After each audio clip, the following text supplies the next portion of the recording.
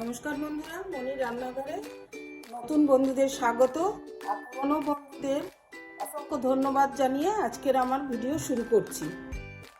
প্রথমেই বলে রাখছি বন্ধুরা, আপনারা অনেকেই ভিডিওটা দেখছেন কিন্তু সাবস্ক্রাইব করছেন না। বোতাম তো একটাই, একটু দেখতে দেখতে সাবস্ক্রাইব করে রাখুন না, তাহলে আমার চ্যানেলটা আপনারা সবার আগে দেখতে পাবেন আমি কি ভিডিও ছাড়ছি। শুরু করছি। আজকের আপনাদের সঙ্গে আমি শেয়ার করব তরমুজের জুস। তরমুজ একটা ভালো খাবার, সবাই আমরা পছন্দ করি, কিন্তু তরমুজের মধ্যে অনেক বীজ থাকে বলে অনেকেই খাবারটা এড়িয়ে যায়। কিন্তু কিভাবে আমরা সহজে খেতে পারবো সেটাই আপনাদের সঙ্গে আজকে শেয়ার করছি আমি। চলো শুরু করছি। আমি তরমুজটাকে কেটে নেব। কত সুন্দর লাল তরমুজ, কিন্তু খেতেও কত ভালো। অনেকেই আমরা খাবার জন্য এড়িয়ে যাই। আজকের আমি এর জুস বানিয়ে আপনাদের দেখাচ্ছি। প্রথমে আমি ছোট ছোট করে পিস করে কেটে নেব। দেখুন বন্ধুরা, আমি অর্ধেকটা কেটে নিয়েছি আর অর্ধেকটা এখানে রয়েছে। এই অর্ধেকটার ভিতরে বীজগুলো রয়ে গেছে, আমি কিন্তু বীজগুলো ফেলি। এবার আমি এগুলো মিক্সিতে পিষিয়ে দেবো, এই বীজ শুদ্ধ। তারপরে আমি কী করছি আপনারা দেখুন।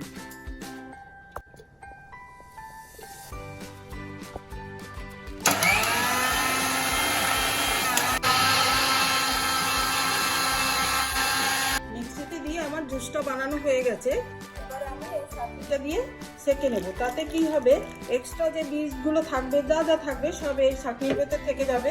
আমরা অতি সহজেই জুসটা খেয়ে নিতে পারবো। বাচ্চা বয়স্ক সবারই খুব ভালো লাগবে, সবাই খুব আনন্দ করে ভালোবেসে শরবতটা খাবে।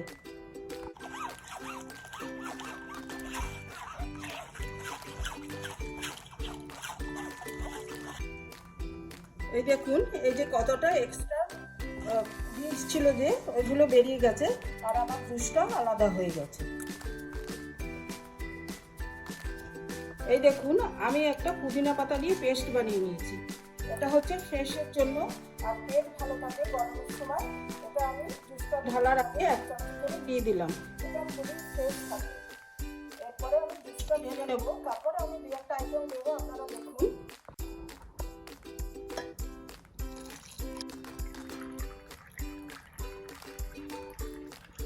এবার আমি দিলাম টেস্ট বাড়াবার জন্য সামান্য একটু বিট নুন।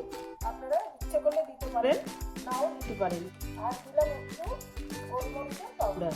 এটা আপনাদের ইচ্ছের উপরে নির্ভর করছে। এবারে আমি এটাকে মিক্সড করে দিলাম এর মধ্যে। আর দিয়ে দেবো, যেহেতু গরমকাল, দিয়ে দেবো একটু আইসক্রিম।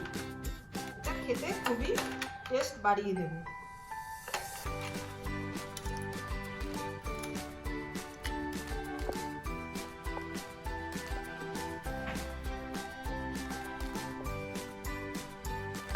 তো বন্ধুরা, আমার তরমুজ জুসটা পুরো খাওয়ার জন্য রেডি হয়ে গেছে।